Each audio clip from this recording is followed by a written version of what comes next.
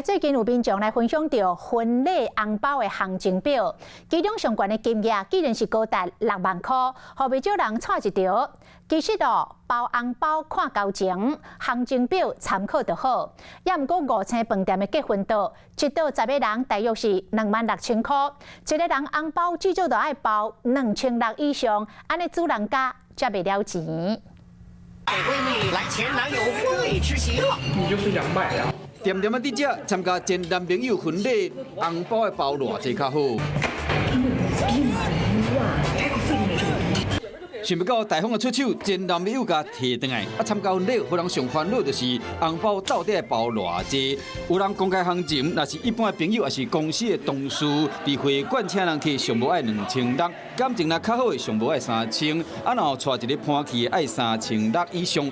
是讲，若办伫5星级饭店的，毋拿这个行情，有淡薄交情的，拢爱为3000块起跳。若是规家伙出动的，上悬有的可能爱包到6万块。这个行情表一个公布，随引起讨论。包不出去，为什么？因为薪水没有那么好。你身边有朋友可以让你包到6万吗？我自己比较没有。就是如果你有那个经济能力，你有那个心，我觉得没差。以我现在应该是不行啦。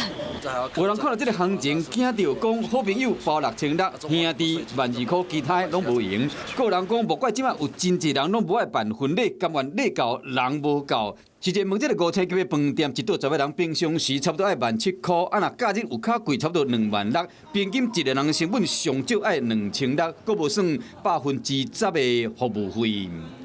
我们这边平日的话，大概是17800加10以上。一般来讲的话，应该也是差不多1万多啊，因为大家每一家饭店 focus 都不同。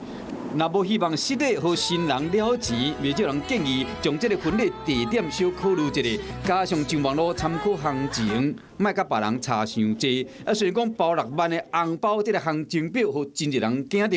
也毋过礼多人不怪，红包要包偌高，最后嘛爱考虑到双方的交情，算盘小跌一个。